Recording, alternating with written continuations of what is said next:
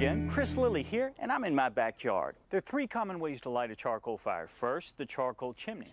You'll notice we put charcoal in the top chamber here, stuff paper underneath, and with a quick light, in about 15 or 20 minutes, we will be ready to grill on this.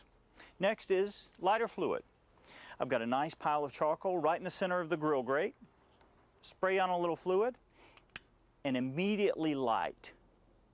One mistake people make is they'll spray on their charcoal or their lighter fluid and light after it soaks into the charcoal. That's a no-no. We want to light it right away so it burns away.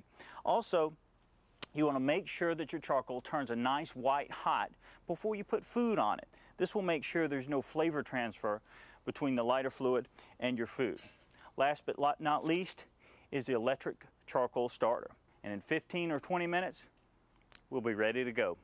Now once the charcoal's lit, it's time to build the fire. Let's talk a little bit about grill setup. If you want maximum capacity, you want to use this grill setup right here. Notice I have charcoal with complete coverage under the cooking grate.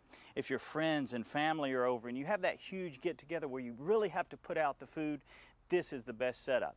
One of my favorites though is the two-zone fire. If you'll notice, I have charcoal on one side and I have an empty zone on the other. I can do direct grilling right over the charcoal.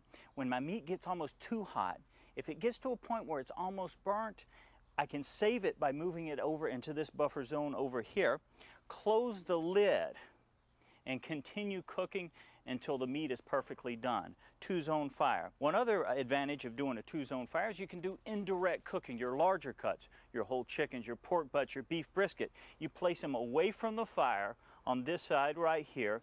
You cover the top, close the dampers, and get that low and slow burn.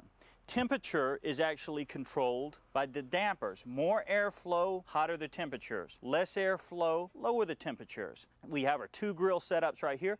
Let's talk a little bit about smoking foods as well. If you'll notice, we have a firebox down here. We've got our charcoal nice and lit. We've got a chamber that rests on top of here. This is a vertical smoker where I've got the fire down here and the food up here. Your very large cuts that you want to cook at a low temperature work best on this vertical smoker where they're so far away from the fire. Also, I have a water pan or drip pan down in the middle of this unit here. I can add water, I can add fruit juices to that drip pan to provide more moisture during the long cook time. A lot of moisture, that means a lot of juices, a lot of moisture within your meat at the end of the cook. I tell you, we've talked a lot about charcoal. One thing to remember about charcoal, charcoal means flavor. The flavor I can get off all three of these type grills are much better than I can get off the gas grill. I think these are about ready. Let's get cooking.